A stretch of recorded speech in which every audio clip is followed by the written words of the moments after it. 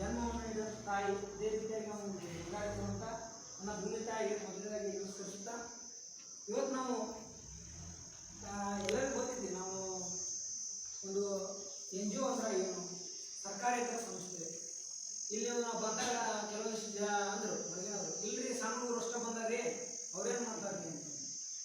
ನಮ್ಮದೇ ಮೊದಲನೇ ಹಂತ, ನಮ್ಮ ಕೈಲಾದ ಮಟ್ಟಿಗೆ ನಾವು ಸಮಾಜ ಕಾರ್ಯವನ್ನು ಮಾಡಬೇಕಂತೇಳಿ ಅನ್ನೋ ಒಂದು ಉದ್ದೇಶ. ಇದರ ಜೊತೆಗೆ ಅಲ್ಲಿ ನಿಂತಿರುವಂಥ ಕೊರೋನಾ ವಿರುದ್ಧ ಹೋರಾಡಿದಂಥ ಒಂದು ತಾಯಂದ್ರಲ್ಲಿ ನನ್ನ ಅನಿಸಿಕೆಯನ್ನು ಹಂಚ್ಕೊಳ್ತೀನಿ. ಏನಂದ್ರೆ, ಸೊ ನಮ್ಮ ತಾಯಿಯವರೊಬ್ಬರು ಅಂಗನವಾಡಿ ಕಾರ್ಯಕರ್ತರು, ಒಳ್ಳೆ ನಮ್ಮ ಅಕ್ಕ ಅವರೊಬ್ಬರು ಆಶಾ ಕಾರ್ಯಕರ್ತರು.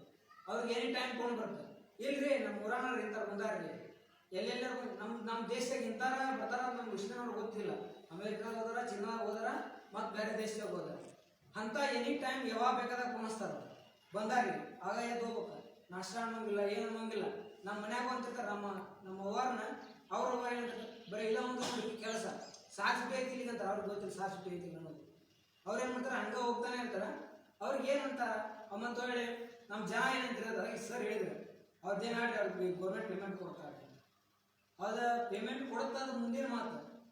ಯಾರು ಈಗ ನಾವೇ ಇಚ್ಛೆಯಿಂದ ನಾವು ಇನ್ನೊಬ್ಬರ ಮನೆಗೆ ಹೋಗ್ಬೇಕಂದ್ರೆ ನಾವು ಮಾಸ್ಕ್ ಹಾಕೊಂಡು ಹೋಗ್ಬೇಕು, ನಾವು ಪೂರ್ತಿ ಟೈಟ್ ಆಗಿ ಹೋಗ್ಬೇಕು ಅಂತ ನಾವು ಯೋಜನೆ ಹಾಕಿರ್ತೀವಿ.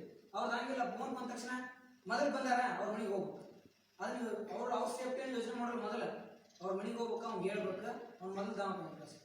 ಈ ಒಂದು ಉದ್ದೇಶವನ್ನು ಇಟ್ಕೊಂಡು ನಾವೊಂದು ಸಮಾಜವನ್ನು ರಕ್ಷಣೆ ಮಾಡಿದಾಗ ಸೊ ಇವರನ್ನ ಅಭಿನಂದನೆಗಳನ್ನು ಸಲ್ಲಿಸ್ತೇನೆ. ಅದರ ಜೊತೆಗೆ ನಾವು ಈಗ ತಾನೇ ಫೆಬ್ರವರಿ ಒಳಗೆ ಒಂದು NGOನ ಪ್ರಾರಂಭ ಮಾಡಿದ್ದೇವೆ. ಈಗ ಒಂದು 28ನೇ ತಾರೀಕು ಈ NGOನ ಪ್ರಾರಂಭ ಮಾಡಿದ್ದೇವೆ. ಇನ್ನು ಮುಂದಿನದಾಗಿ ನಮ್ಮ ಒಂದು ಸಮಾಜ ಕಾರ್ಯ ಪ್ರಾರಂಭ ಆಗಿದೆ. ಇದು ಮೊದಲನೇ ಹಂತ ಅಂತ ಹೇಳ್ಬೋದು. ಅದೇ ರೀತಿಯಾಗಿ ಇಲ್ಲಿ ಬಸವರಾಜ್ ಅವರು ಈ ಒಂದು ನಮ್ಮ ಸಂಸ್ಥೆಯ ಸದಸ್ಯರು ಅಂತ ಹೇಳ್ಬೋದು. ಆ ಉದ್ದೇಶಕ್ಕೋಸ್ಕರ ಜೊತೆಗೆ ಒಂದು ತಾಲೂಕು ನಾವು ಮಾಡಿದ್ರೆ ಎಲ್ಲ ತಾಲೂಕುಗಳಿಗೂ ಮತ್ತು ರಾಜ್ಯದಲ್ಲಿರುವಂಥ ಅಂಗನವಾಡಿ ಕಾರ್ಯಕರ್ತರಾಗಿರ್ಬೋದು, ಆಶಾ ಕಾರ್ಯಕರ್ತರು ಅವ್ರಿಗೆ ಸಮರ್ಪಣೆಯನ್ನು ಸಲ್ಲಿಸ್ತಾ ಒಂದು ಉದ್ದೇಶಕ್ಕೋಸ್ಕರ ಈ ಒಂದು ಕಾರ್ಯಕ್ರಮವನ್ನು ಆಯೋಜನೆ ಮಾಡಿದ್ವಿ. ಸೊ ಇದರಲ್ಲಿ ಏನಾದರೂ ನಮ್ಮ ಸಣ್ಣ ಕಾರ್ಯಕರ್ತರಿಂದ ಏನಾದರೂ ತಪ್ಪಾಗಿದ್ರೆ ಸರಿಯಾಗಿದ್ರೆ ದಯಮಾಡಿ ಕ್ಷಮಿಸಬೇಕಾಗಿ ತಮ್ಮಲ್ಲಿ ವಿನಂತಿಸ್ಕೊಳ್ತಾ ಇದ್ದೀನಿ. ಈಗಾಗಲೇ ನಮ್ಗೆ ಗೊತ್ತಿದೆ ಎಲ್ಲರೂ ಕೊರೋನಾ ವಿಷಯದ ಬಗ್ಗೆ. ಅದರ ಜೊತೆಗೆ ನಿಮ್ಗೆ ಯಾವುದೇ ಒಂದು ಸಮಯದಲ್ಲಿ ನಮ್ಮ ಬಸವರಾಜ್ ಅವ್ರನ್ನ ಕಾಂಟ್ಯಾಕ್ಟ್ ಮಾಡ್ಬೋದು. ನಾವು ಒಂದು ಸಮಾಜ ಕಾರ್ಯಕ್ಕೋಸ್ಕರ ನಿಮ್ಮ ಜೊತೆಯಲ್ಲಿ ಬರ್ತೀವಿ. ಏನಾದ್ರು ಒಂದು ಜಾಗೃತಿ ಕಾರ್ಯಕ್ರಮ ಆಗಿರ್ಬೋದು ಅಥವಾ ಅವೇರ್ನೆಸ್ ಕೊಡೋದಾಗಿರ್ಬೋದು, ಇದೊಂದೇ ಅಂತಲ್ಲ, ಯಾವುದೇ ಒಂದು ಪ್ರೋಗ್ರಾಮ್ ಮಾಡ್ತೀನಿ ಅಂದ್ರೆ ಅವ್ರಿಗೊಂದು ಸ್ವಲ್ಪ ಕಾಂಟ್ಯಾಕ್ಟ್ ಮಾಡಿ ನಾವು ಬರ್ತೀವಿ ಅಂತ ಹೇಳ್ತಾ ನಾನು ಮಾತಾಡೋದು.